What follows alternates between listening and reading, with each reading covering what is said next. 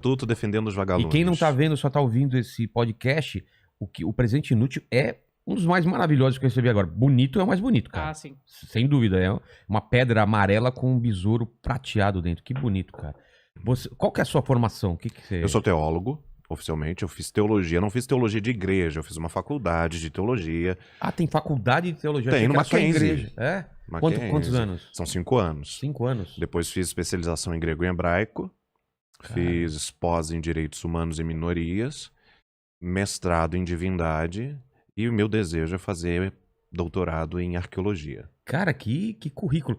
Deixa eu pegar. O mestrado em divindade. Pois é, esse é um nome ridículo. É um nome totalmente porque eu tô desnecessário. pensando o que seria o em divindade. Não, é um nome que quem deu devia repensar nesse título. O que é? Porque mestrado em divindade é a área teológica, porque assim, você não tem acho que mestrado em Bíblia. Não, eu imaginei que era pra se tornar Deus.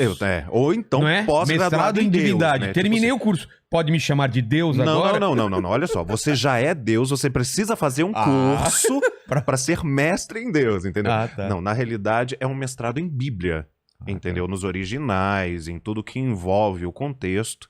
Só que a pessoa optou por não colocar mestrado em bibliologia. Eu achei até que era em vários deuses, não só no Não, católico ou no cristão, mas... É porque você estuda o sagrado, né? A teologia, quando ela é feita em forma de faculdade, você acaba estudando todas as religiões. Ah, é? Eu fiz inúmeros trabalhos sobre todas as grandes religiões do mundo. Acho importante, né? Mas é óbvio, como é que você saber. vai discutir? Como é que você vai conversar? Como é que você vai dizer que o seu é certo se você não sabe como é o do outro? Simplesmente batendo na tecla? Eu, por exemplo, agora tô estudando muito Cabala, a Cabala Hermética, já estudei Muito isso. bom. É bom, né? O Marcelo Deodébio veio aqui, não sei se você conhece, ele tem um calhamaço, um livrão sobre Cabala Hermética, é muito legal. Veio aqui também o Rabino fala sobre a Cabala judaica e tal, e cara, é fascinante. Eu gosto muito de ver onde as religiões elas se encontram, né? Porque sempre tem uma parte de intersecção, você já percebeu isso? Não, Os tem. mitos, né? Não, Os até grandes porque mitos. todas as grandes religiões vêm do mesmo buraco. De uma necessidade, talvez, Elas né? se dividiram, as grandes se dividiram em Abraão. Lá em Abraão. Entendeu? Abraão teve 2 filhos, jogou um fora, né? O meu livro anterior a esse, eu falo sobre isso. Eu conto a história de Ismael e Agar, a amante de Abraão. Então, ele pegou essa mulher no Egito, que era uma escrava, fez um filho nela, porque Sara não podia engravidar. E gerou Ismael. Quando Sara engravida, ele pega Ismael com Agar e joga fora. Só que Abraão era um dos homens... Como joga fora? Abraão morava no deserto. Tá. Só que ele era um dos homens, se não o homem mais rico do planeta. Ah, é? Ele, do Oriente, era o homem mais rico. Ele era mais rico do que Salomão? Salomão veio muitos anos depois. Então, muitos séculos depois. Mas comparativamente... Não, aí não, porque é tipo eu falar de Bill Gates hoje. Entendi. É um outro nível de... Para a época, ele era o mais... Ele era o mais rico do Oriente.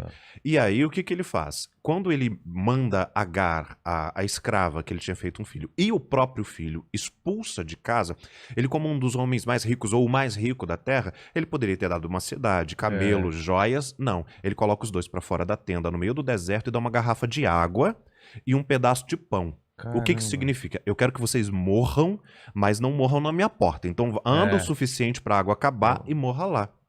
Então Agar faz isso com um bebê no colo, que não era um bebê, ele tinha mais ou menos 10 anos, 12 anos. Ela vai até onde consegue ir, a ponto de olhar para todos os lados, não ter mais civilização, apenas areia. Ela encontra um arbusto, coloca o filho debaixo do arbusto e se afasta um tiro de flecha, 40 metros, e começa a chorar porque ela não conseguia ver o filho morrer. Caramba. E quando as lágrimas dela tocam a areia do deserto, Deus aparece para ela. E ele fala, eu ouvi teu choro, eu ouvi o choro da criança, não se preocupa. Dessa mulher e dessa criança surgiu todo o Império Arábico, todo o Islã, todos os muçulmanos. De Ismael? De Ismael. Por isso que eles vivem em guerra contra os descendentes de Isaac, que são judeus. Porque foram preteridos pelo... Preteridos. Cara, então você tem... História bonita isso, cara. Eu não de sabia. Abraão, você tem Isaac, e de Isaac vem lá no futuro Jesus. De Abraão, você tem Ismael e vem Mohammed, ou Maomé, entendeu? Os profetas. Entendi. Mas todos são filhos de Abraão. Caramba. E depois você tem um cristianismo que também vem do judaísmo. Exatamente. Ou seja, tudo culmina lá, naquele homem que não segurou a coisa dentro das calças, pegou uma empregada, fez um filho nela, e aí dividiu e criou a briga mundial até hoje. Que louco isso, cara. E você acha que isso estava nos planos de Deus? Isso foi um desvio? Não estava. Isso foi um desvio. Foi um desvio. Deus prometeu um filho a ele de Sara. E ele não teve paciência. Não teve, porque Sara era estéril. E aí chegou um momento que ela parou de menstruar. A Bíblia fala, só que não fala menstruar. Fala que cessou o costume das mulheres. Então ela parou de menstruar. Isso e ele significa falou, que ela... Já era velha. Ah, tá. Ela foi mãe... talvez? Ela foi mãe com 90 e Abraão com 100. Né? Então, assim, para mostrar o milagre. No entanto, que quando o anjo chega e fala assim, ó, você não acreditou na promessa, mas Deus é fiel à palavra dele. Ele vai cumprir. E o tempo para Deus não existe. É porque nós crescemos, nascemos, reproduzimos ou evoluímos e morremos. É muito difícil a gente acreditar em algo que não tem início e não tem fim. Exatamente. Então, Deus não tem tempo. O tempo foi criado por ele. Essa é uma coisa muito difícil. Aliás, eu vou colocar o casaco, tá muito frio aqui. Isso é muito, muito difícil de entender. Esse é o livro? Esse é o livro que eu trouxe para você. Deixa eu ver aqui, ó. Coloca aqui, mandíbula. Pô, brigadão. Esse livro fala sobre isso e o que mais? Não, esse livro é um novo que está em lançamento. É o lançamento. Ele fala sobre 3 casos de pessoas que foram jogadas fora e abandonadas pela religião, porque elas tinham pecados que a religião considerava errados na época, e Jesus foi ao encontro delas, porque elas foram tão massacradas que elas não tinham condições de pedir ajuda. E Jesus para tudo e vai ao encontro delas e as ama de uma forma que a religião nunca amou. E depois, no final, eu faço um paralelo sobre os pecados e as pessoas que a religião tem jogado fora hoje. Então, mas isso é uma coisa que eu sempre... Cara, tem várias questões. Vamos vai lá. Qual que a gente vai primeiro? Sobre o tempo ou sobre isso? Vai pelo tempo. Então, isso aqui fica na mesa, a gente volta. Então, sobre o tempo. É uma coisa que eu penso e tento achar... Porque assim, eu sempre tento... Eu tenho uma fé absurda, acredito em Deus... Apesar de tudo que a gente tem em volta, às vezes, levar para outro lado, né? A grande parte dos meus amigos são ateus e tal. E eu nunca tive problema em demonstrar minha fé ou falar sobre ela, porque ela tá acima até das coisas desse mundo, né? Uma coisa de experiência pessoal mesmo.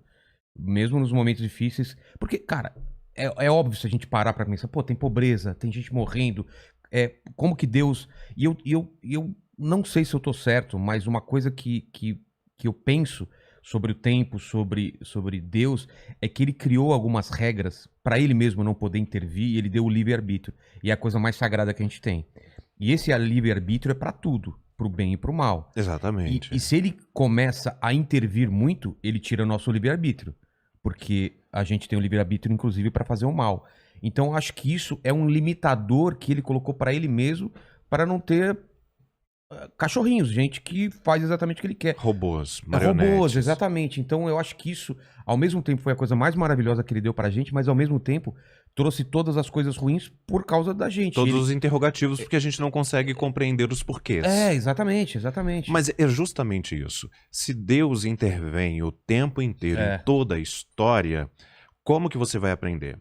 Se você é uma criança mimada que teu pai resolve todos os seus problemas, você não evolui, você não cresce, você não vira homem. Então, a Bíblia é dividida em antes e depois de Cristo como a humanidade. Antes de Cristo, Deus tratava o povo de uma forma. Era muito... Então, assim, ele tratava como uma criança.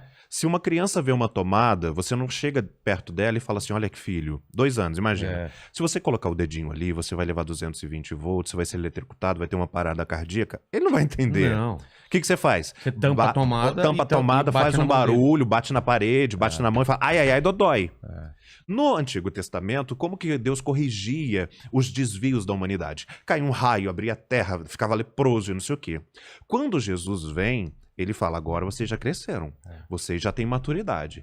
Quer fazer errado? Responsabilidade sua. Você já é maior de idade. Eu estou mostrando aqui as regras de conduta, de moral e ética. Segue se você quiser. Seja responsável pelas suas ações. E outra, que tipo de filho que você gostaria de ter? Eu vejo porque eu tenho um filho agora.